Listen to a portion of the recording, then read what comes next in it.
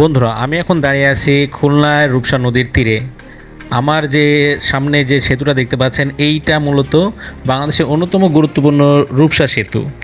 আজকে আমরা জানব এই সেতুর ইতিহাস, নির্মাণের গল্প আর অর্থনৈতিক গুরুত্ব এবং এই আশেপাশের সৌন্দর্য সম্পর্কে।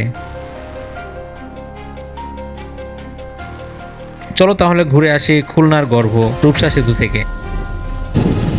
রূপসা সেতু নির্মাণ কাজ শুরু হয়েছিল 2001 সালে এবং শেষ হয় 2005 সালে। এটি অনেক সময়তে সবাই বলে খানজাহান আলী সেতু নামে পরিচিত। রূপসা সেতু এবং খানজাহান আলী সেতু একই সেতু।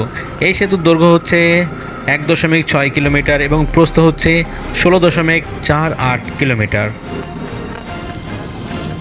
রূপসা নদীর এটি খুলনা প্রাণ নয়, এটি বরিশাল, সাতক্ষীরা এমনকি সুন্দরবনের দিকে থেকে পণ্য পরিবহনের একটি গুরুত্বপূর্ণ নদীপথ। নদীর দুই তীরে জেলেদের জীবন, নৌকার সুর আর সৌন্দর্যের আলো মিলে সৃষ্টি করেছে এক অনন্য সৌন্দর্য। যদি আপনি কখনো খুলনায় আসেন তাহলে অবশ্যই রূপসা সেতু একবার ঘুরে দেখবেন। বিশেষ করে বিকেলের দিকে সূর্যাস্তের আলোয় এই সেতুর দৃশ্য এমন সুন্দর যে ক্যামেরা ধারণ করলেও বাস্তব সৌন্দর্যের সাথে তুলনা হয় না। রূপসা সেতু আমাদের দেখিয়ে দেয় উন্নয়নের সাথে কিভাবে প্রকৃতির সাথে বন্ধুত্ব রেখে এগিয়ে যাওয়া যায়। এটা শুধু এক টুকরো লোহার সেতু নয়, এটা খুলনা মানুষের স্বপ্ন, ভালোবাসা আর পরিশ্রমের প্রতীক। আমার মনে আছে 2005 সালের দিকে যখন মানুষ সেতু নিয়ে ভাবতো, তখন কিন্তু এই রূপসা সেতু বা খানজাহান সেতুটাই ছিল একমাত্র সেতু, বড় দীর্ঘতম সেতু ছিল।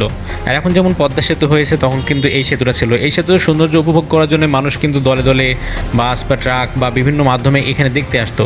এখানে মূলত ঘুরতে আসার একটা পর্যটক এরিয়া হয়ে গেছিলো সেই সময়তে। সেতুর উপর থেকে পুরো পরিবেশের সৌন্দর্যটা কিন্তু সুন্দরভাবে উপলব্ধি করা যায়। মাঝখানে এসে বিকেলবেলাতে দেখতে পান অনেক দর্শনার্থী কিন্তু ছবি উঠায়। আমি যেহেতু বাইকে যাচ্ছি, বাইকে গিয়ে আপনাদের তাও সৌন্দর্যটা উপভোগ করাচ্ছি। আমি দুপুর টাইমে যেহেতু গিয়েছিলাম, সেই জন্য লোকরণ্য কম, কিন্তু অন্য সময় যখন যাবেন কিন্তু প্রচুর পরিমাণ ভিড় থাকে এই দুই পাশের সেতুর দুই পাশে। মূলত দর্শনার্থীরা ঘুরতে আসে এবং এখানে এসে একটা সেলফি না তুললে হয় না, এরকম একটা ব্যাপার।